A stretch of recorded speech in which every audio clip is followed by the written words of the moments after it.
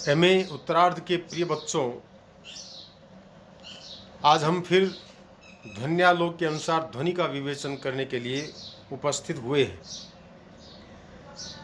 आचार्य आनंद वर्धन ध्वनि तत्व का विवेचन करने से पूर्व उस ध्वनि के विषय में सर्वप्रथम जिन्होंने कथन किया, ऐसे वैयाकरणों की प्रशंसा करते हुए अपने ग्रंथ में आगे का विवेचन प्रारंभ कर रहे हैं। वे कहते हैं, प्रथमे ही विद्वांसो वैयाकरणः व्याकरण मूलत्वात् सर्वविद्यानां ते च श्रूयमाणेषु वर्णेषु ध्वनिरिति व्यवहरन्ति तथैवान्यैस्तन्मतानुसारिभिः सूरिभिः काव्यतत्त्वार्थदर्शिभिः वाच्यवाचक सम्मिश्रः शब्दात्मा काव्यम इति व्यपदेश्यो व्यंजकत्व साम्यात् ध्वनिरित्युक्तः। अर्थात प्रथम श्रेष्ठ विद्वान वैयाकरण हैं, क्योंकि समस्त विद्याओं का मूल व्याकरण है। वे वैयाकरण सुनाई देने वाले वर्णों में ध्वनि है ऐसा व्यवहार करते हैं। उसी प्रकार उन वैयाकरणों के मत का अनुसरण करने वाले काव्य तत्व के अर्थदृष्टा दूसरे विद्वानों ने भी वाच्य, वाचक, सम्मिश्र यानी व्यंग्यार्थ, शब्दरूप यानी व्यंजना व्यापार और काव्य पद से व्यवहित किए जाने वाले अर्थात काव्य को व्यंजकत्व की समानता के कारण ध्वनि यह कहा है। यहाँ पर जो प्रथमे ही विद्वांसो वैयाकरण ऐसा कहा है, उसमें प्रथमे शब्द का तात्पर्य हमें समझना पड़ेगा। प्रथमे यानी मुख्य, श्रेष्ठ। इस विशेषण से यह सिद्ध होता है कि ग्रंथकार वैयाकरणों को प्रमुख विद्वान मानते हैं। मुखम व्याकरणम स्मृतम के अनुसार जब व्याकरण वेद का प्रमुख अंग है तो उसके जानने वाले भी प्रमुख होंगे। यहाँ व्याकरण और वैयाकरण की प्रशंसा में वाक्यपदीयकार भर्तृहरि के श्लोक द्रष्टव्य हैं। उपासनीयम यत्नेन शास्त्रम व्याकरणम महत्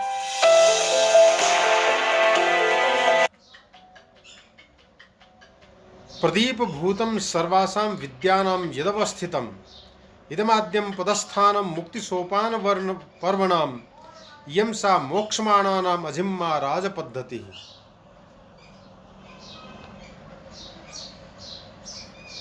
रूपांतरेण ते देवा विचरन्ति महीतले ये वैयाकरण संस्कार पवित्रित मुखा नरहा।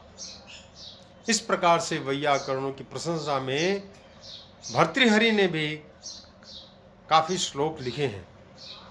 ते च श्रूयमाणेषु वर्णेषु, इसका तात्पर्य यह है कि श्रूयमाण वर्णों में ध्वनि होती है तथा उसी के द्वारा हमको शब्द से अर्थ का बोध होता है। यह ध्वनि या वैयाकरणों का स्फोट शब्द के अर्थ का ज्ञान करवाता है। कहने का अभिप्राय यह है कि जैसे शब्दार्थ ज्ञान के लिए वैयाकरणों ने स्फोट सिद्धांत माना, उसी प्रकार आलंकारिकों ने ध्वनि सिद्धांत माना है। स्फोट का अर्थ है जिससे अर्थ का स्फुटन हो। स्फुटत्यर्थात् स्फुटति अस्मात् अर्थः इति स्फोटः। इसे स्फोट को समझने से पहले हमें शब्द श्रवण की प्रक्रिया से परिचित होना पड़ेगा। शब्द की उत्पत्ति 3 प्रकार से होती है, संयोग से, वियोग से एवं शब्द से। इस प्रकार उत्पत्ति के अनुसार शब्द 3 प्रकार के हैं, संयोगज, वियोगज या विभागज और शब्दज। किसी वस्तु के साथ जोर से संयोग होने पर भी शब्द उत्पन्न होता है, यानी टकराने से शब्द उत्पन्न होता है। इसी प्रकार जिह्वा आदि के संयोग वियोग द्वारा भी शब्द की उत्पत्ति होती है। मूलतः उत्पन्न शब्द स्फोट कहलाता है, किंतु जो शब्द उत्पन्न होता है वही श्रोता को नहीं सुनाई पड़ता। जैसे कुछ दूरी पर बैठकर जो कोई बोलता है वही शब्द श्रोता को सुनाई नहीं देता, अपितु वह उत्पन्न होकर नष्ट हो जाता है और अपने नष्ट होने के पूर्व दूसरे शब्द को उत्पन्न कर देता है। इसी प्रकार दूसरा शब्द तीसरे शब्द को, तीसरा चौथे को और चौथा पांचवें को, इस प्रकार से क्रम चलता रहता है। इसको बीज संतान न्याय कहते हैं। अर्थात जैसे तालाब के जल में ढेला फेंकने पर एक वर्तुलाकार छोटा सा घेरा उत्पन्न होता है, वही एक से दूसरी तरंग को उत्पन्न करता है। इसी प्रकार से अन्य तरंगों के उत्पन्न होने से वह सरोवर तरंगों से व्याप्त हो जाता है। इसी प्रकार शब्द से उत्पन्न शब्द घंटानुरणन रूप होने के कारण ध्वनि कहलाते हैं। जैसा कि भर्तृहरि ने कहा है, यह संयोग वियोगाभ्याम करुणैरुपजन्यते सस्फोटः शब्दजा शब्दा ध्वनयोरन्युदारता। कर्णों अर्थात जिह्वा आदि स्थलों के संयोग और वियोग से जो उत्पन्न होता है वह शब्द स्फोट है। शब्दों से उत्पन्न शब्दों को दूसरों ने ध्वनि कहा है।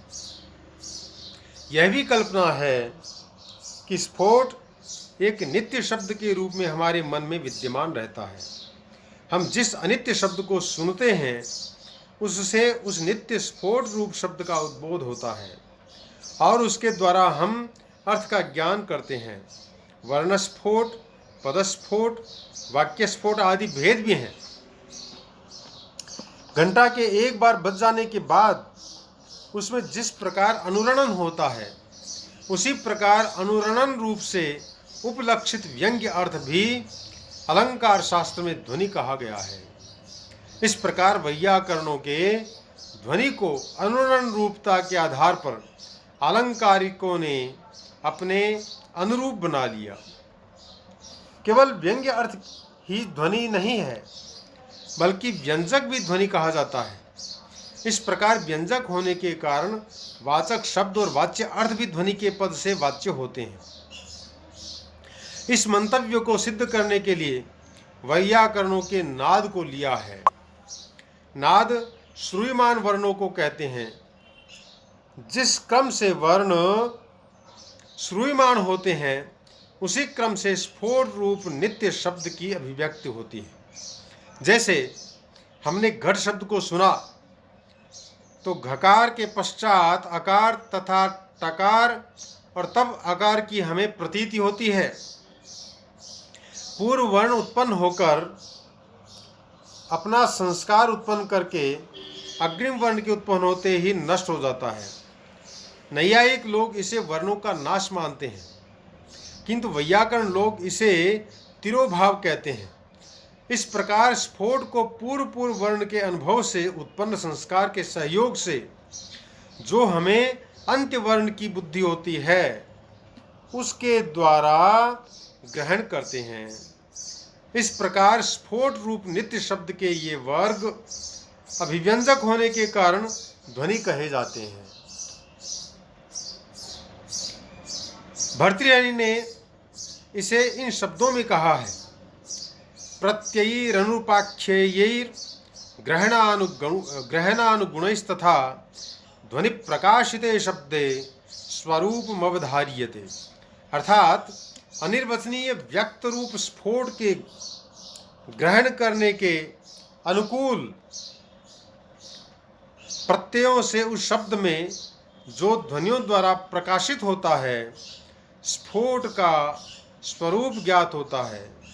तात्पर्य यह है कि जो शब्द श्रूयमान वर्ण रूप ध्वनियों के ग्रहण करने के अनुकूल अनिर्वचनीय प्रत्ययों द्वारा प्रकाशित होता है उसे ही स्फोट का स्वरूप अवधारण किया जाता है।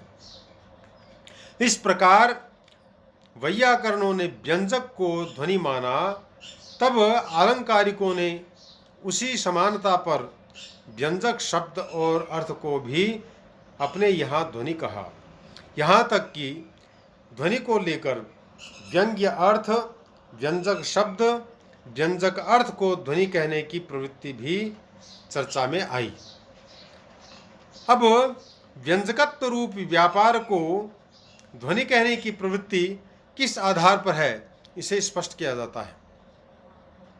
वैयाकरणों के अनुसार जिन वर्णों का हम उच्चारण करते हैं उनकी अभिव्यक्ति में द्रुत, विलंबित आदि प्रकारों से अंतर पड़ जाता है। अर्थात हम कभी धीरे धीरे और कभी शीघ्र उच्चारण करते हैं।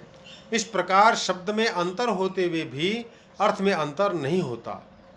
वैयाकरणों ने शब्द के दो रूप माने हैं, एक प्राकृत और दूसरा वैकृत।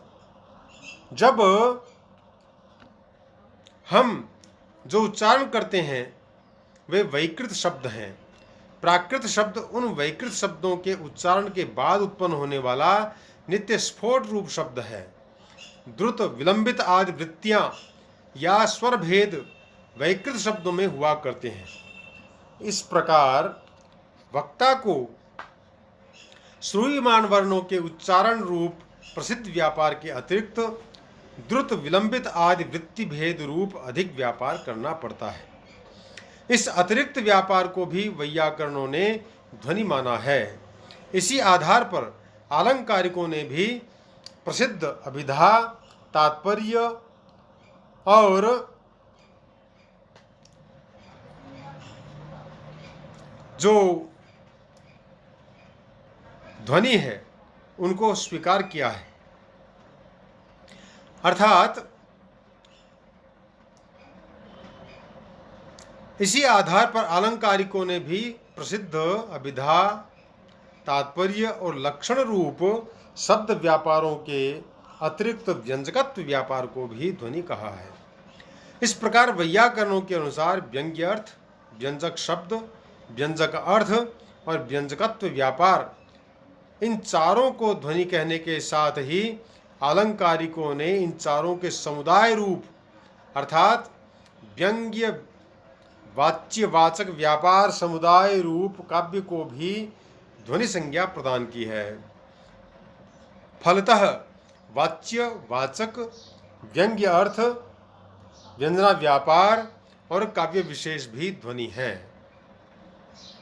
इस प्रकार से ध्वनि से हमें 5 प्रकार के अर्थ लेने चाहिए। अर्थात ध्वनि के अंतर्गत वाच्य भी, वाचक भी, व्यंग्य अर्थ भी, व्यंजना व्यापार भी और काव्य विशेष भी ध्वनि कहलाते हैं। इस प्रकार से आचार्य आनंदवर्धन ने ध्वनि के विषय में विस्तृत विवेचन किया है। आगे का विवेचन हम अगले वीडियो में करेंगे। तब तक के लिए स्वस्ति अस्तु।